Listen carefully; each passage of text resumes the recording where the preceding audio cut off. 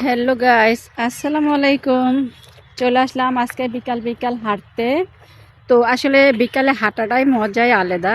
মানে বিকালে যারা হাঁটতে আসে, যাদের হলো ডায়াবেটিস বা এই মানে অনেকে মোটা থেকে চিকন, মানে দেখা যাচ্ছে অনেক শরীর যাতে কমানোর জন্য আর কি অনেক কিছু করে।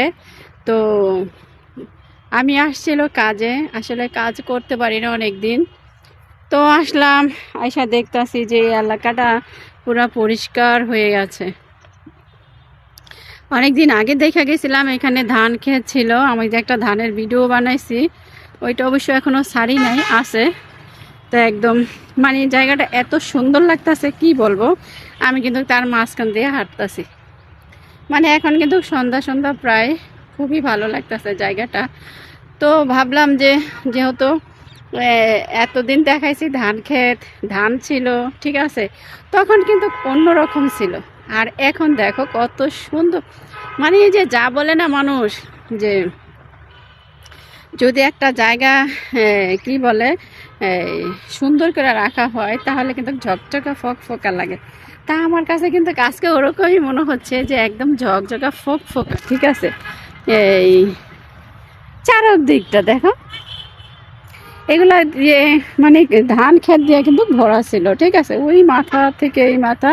তো আমার মনে হচ্ছে, আমি তো আসলে অনেক দিন ধরে আসি না, কবে যে ধানগুলা কাটছে তাও জানি না, ঠিক আছে। আসলে আমার এমন অসুখ হয়েছে, আমি এখন বেশি ঘর থেকে লড়াচড়া করতে পারি না, মানে হাঁটতে পারি না। কি বলবো তোমাদের, দুঃখের কথা বলতে গেলে সবাই হাসবে, ঠিক আছে, যে আপু তুমি এতদিন ধরে খালি বলো তুমি তোমার শরীর ভালো না, শরীর ভালো না, তোমার কি হয়েছে। সত্যি আমার যে চিকুনগুনিয়া যাদের হয়েছে শুধু তারাই কিন্তু বুঝবে, ঠিক আছে, আর ভালো মানুষরা কিন্তু বুঝবে না ওটা। তো আমিও কিন্তু বুঝতেছি, আমার যে চিকুনগুনিয়া যেহেতু হয়েছে, আর যার হয়েছে তারাই কিন্তু বুঝতেছে।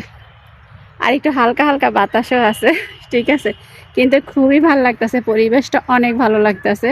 মনে হচ্ছে যে জঙ্গল মুক্ত হয়েছে।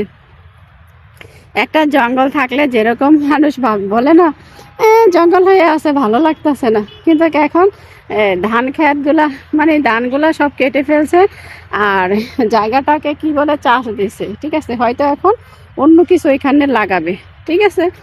তো দেখো ওই মাথা, বিশাল এই মানে এই এই এলাকাটা কিন্তু বিশাল এলাকা, ঠিক আছে। এটা যদি মানুষের কারো হইতো তাহলে কিন্তু বুঝতো। আসলে সরকারি এলাকা তো, এই জন্য এই মানে কেউ বুঝে না আর কি, ঠিক আছে। তো নিজের বাড়ি হলে কত কত রকম বলে না। তো যাই হোক, এখন মনে করো আইসা ভালো লাগতেছিল বলেই ভাবলাম যে দেখি ভিডিওটা বানাই, ঠিক আছে। হয়তো এই ভিডিও দিয়ে আমি ফরিতেও মামা যদি দেখে আমার এই ভিডিওটা ভাইরালও করে দিতে পারে, তাই না। আসলে অনেকদিন ধরে ভিডিও টিডিও বানাচ্ছি, তো তো আমার কাছে ভালো লাগতে পারে, আর তোমাদের কাছে কেমন লাগতেছে অবশ্যই আমাকে জানাবা।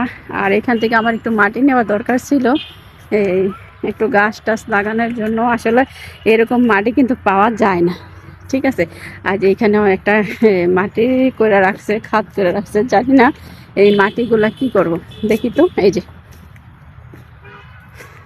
এখানে কি হয়েছে, ও এখান থেকে মানে মাটি খোদ করছে, এই যে এখানে যে মাটি উঠাইছে, ঠিক আছে, কবরের মতন বানায় রাখছে আর কি, যেমন কবর, এরকম কবর আছে না। যাই হোক, ভিডিওটা অনেক বড় হয়ে গেছে। তো এই কেমন লাগলো অবশ্যই কমেন্টে জানাবা। আর আজকের মতন এখানে শেষ করছি, আবার দেখা হবে অন্য কোনো ভিডিওতে। আল্লাহ হাফেজ।